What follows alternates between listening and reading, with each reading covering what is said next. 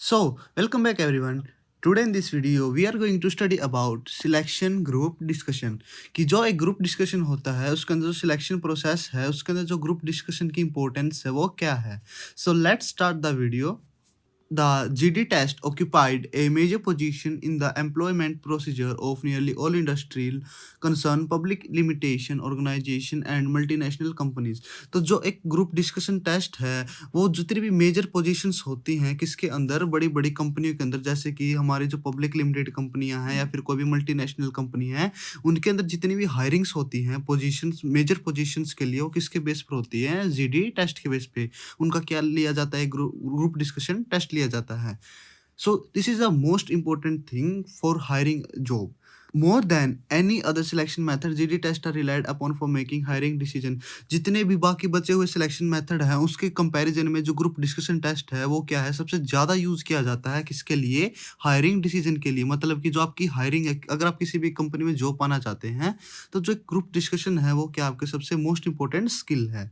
These are the four major areas of evolution in selection GDs. तो जो आपका एक ग्रुप डिस्कशन है, अगर उसके अंदर आपको सिलेक्ट होना है तो उसके लिए आपके पास 4 मेजर एरिया हैं जिसके अंदर आपको क्या करना पड़ेगा? अपने ऊपर वर्क करना पड़ेगा. सबसे पहला है subject knowledge, second is oral communication skill, third is leadership skills and last is team management.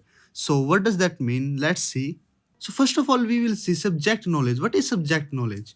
As all participants must possess a thorough understanding of the topic on which they are supposed to speak, subject knowledge is the first requirement of effective participants in a group discussion.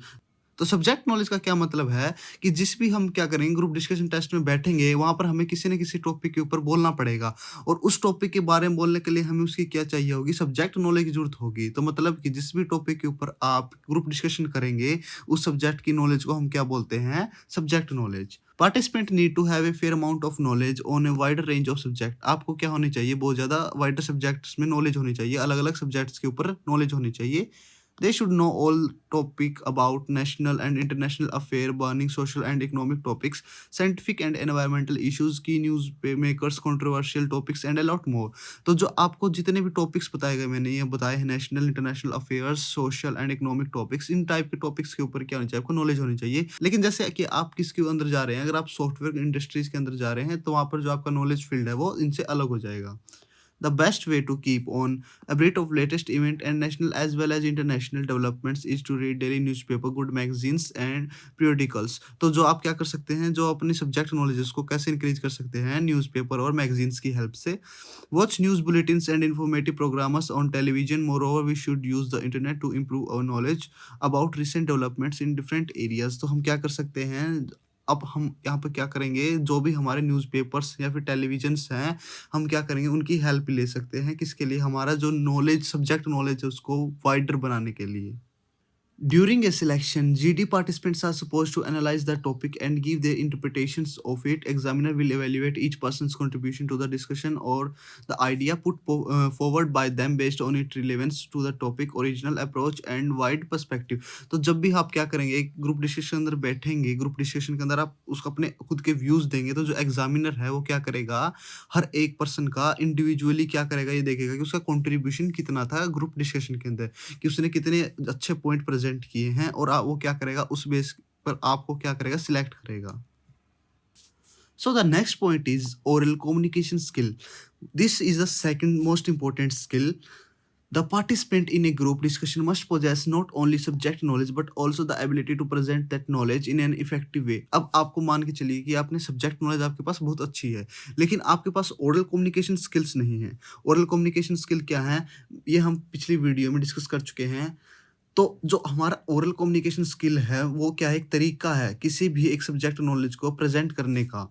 As the exchange of ideas in a group discussion take place through speech, one of the prerequisite of success in this group discussion is the ability to speak confidently and convincingly. इसका क्या मतलब है? अब हमें पता है कि जो एक ग्रुप डिस्कशन है वो कैसे कंप्लीट होती है, वो प्रोसेस कैसे होती है. किसी हम जो हमारे साथ बैठे हैं उनके साथ क्या करते हैं? एक्सचेंज ऑफ आइडिया करते हैं. और एक्सचेंज ऑफ आइडिया को हम करने के लिए हमें किसकी जरूरत पड़ती है? स्पीच की जरूरत पड़ती है. हम उसके सामने स्पीच रखते हैं. तो इसके लिए हमारी ओरल कम्युनिकेशन स्किल क्या होनी चाहिए? काफ़ी अच्छी होनी चाहिए. In fact a vital part of every successful group discussion is highly quality oral communication. तो किसी भी एक जो ग्रुप डिस्कशन है उसके उसके अंदर जो सबसे ज़्यादा वाइटल पार्ट है वो है oral communication. So the next part is leadership skills. What does that mean? A candidate's success in a GD test will depend not only on his her subject knowledge and oral skill but also on his or her ability to provide leadership to the group. अब आपको पता है कि आप किसी भी company के अंदर जा रहे हैं तो कंपनी के अंदर सबसे पहले जो सब्जेक्ट नॉलेज और ओरल कम्युनिकेशन के बाद जो चीज़ देखी जाती है वो ये देखी जाती है कि जो ये पर्सन है जो इस जॉब के लिए अप्लाई कर रहा है क्या उसके अंदर लीडरशिप क्वालिटीज़ हैं, क्या वो अपनी टीम को लीड कर सकता है या नहीं कर सकता। The examiner evaluate a candidate unique set of personal skill which allow him or her to prove herself or himself as a natural leader in a group discussion. तो वो यही चीज़ चेक करता है कि नेचुरल लीडर है या नहीं है। Thus it is necessary to reflect the qualities of leader in order to create the right impression on one's examiner. तो अब आपको क्या करना है, अपने अंदर की जो लीडरशिप क्वालिटीज़ हैं उसको रिफ्लेक्ट करना है किसके सामने, एग्जामिनर के सामने। तो जो लीडरशिप क्वालिटीज़ होती हैं वो होती कौन सी क्वालिटीज़ हैं? सबसे पहली क्वालिटी हमारी इनिशिएटिव। अगर आप क्या करेंगे किसी भी ग्रुप डिस्कशन के अंदर क्या कर रहे हैं, इनिशिएटिव कर रहे हैं, मतलब आप सबसे पहले अपना जो पॉइंट है आप रख रहे हैं, तो वो भी क्या एक क्वालिटी है किसके अंदर, ग्रुप डिस्कशन के अंदर, लीडरशिप क्वालिटी। सेकंड है self confidence. Self confidence is the hallmark of a leader. हम सबको पता है कि अगर आपको एक लीडर क्वालिटी देख रहे हैं तो उसके अंदर सेल्फ कॉन्फिडेंस को देखना सबसे जरूरी है। Selection expert and examiner always look for a candidate who with a strong but realistic level of confidence. वो क्या देखते हैं कि रियलिस्टिक लेवल पे स्ट्रॉन्ग कॉन्फिडेंस होना चाहिए। So it is important to remember to talk with confidence and self assurance. तो आपको क्या करना है, वहां पर जो आप अपने पॉइंट्स रखेंगे उनको आपको क्या करना है, पूरे कॉन्फिडेंस के साथ रखना है। The last point is in leadership quality is motivation. What does that mean? Those determined to win are highly motivated and have the ability to motivate others. अब जो भी आप क्या कर रहे हैं, आप वहाँ पर जाकर ग्रुप डिस्कशन में आप अगर अपने आप को हायर करवाना चाहते हैं तो आपके अंदर सबसे ज़्यादा ज़रूरी क्या है, मोटिवेशन भी होना चाहिए। आपके अंदर वो मोटिवेशन होना चाहिए कि आप अपनी टीम को भी मोटिवेट कर सकें। Motivation constitute the base on which group leadership can grow. तो अब आपको पता है कि एक टाइम के बाद क्या होता है, जब आप कोई प्रोजेक्ट पे काम कर रहे हैं तो आपको किसी ना किसी टाइम पर क्या हो जाते हैं, आप डिमोटिवेट हो जाते हैं। तो उस टाइम आपको एक ऐसे लीडर की जरूरत होती है जो कि आपको क्या कर सके, मोटिवेट कर सके। All organization look for the candidate who are motivated and can accept challenges. तो जो भी कैंडिडेट क्या कर सकता है, चैलेंज को एक्सेप्ट कर सकता है और अपनी टीम को मोटिवेट कर रख सकता है, तो जो हमारी कंपनियां हैं उन्हीं लीडरशिप क्वालिटीज वाले लोगों को हायर करती हैं। So the last quality is team management. What does that mean? जब भी आप किसी ग्रुप डिस्कशन के अंदर बैठ रहे हैं अपने आप को हायर करवाने के लिए, तो आपके अंदर एक टीम मैनेजमेंट की क्वालिटी होनी चाहिए। Apart from subject knowledge, oral communication and leadership skill, every participant need team management skill in order to successful in a group discussion test.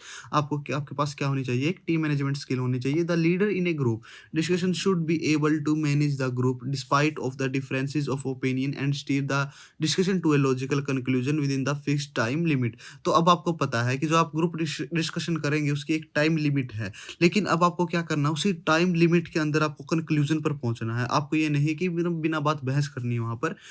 Group discussion participant need a number of team management skill in order to function effectively in a team. Some of the skill needed to manage a group effectively include adaptability, positive attitude and cooperation and coordination। तो इससे पता चलता है कि अगर आप क्या कर रहे हैं, किसी कंक्लूजन तक पहुंच रहे हैं, तो उससे शो होता है कि आपके अंदर क्या है, कि टीम मैनेजमेंट की क्वालिटी है। So this was the today's topic, selection group discussion. And if you like the video, please like, share and subscribe to my channel. Thank you and have a nice day.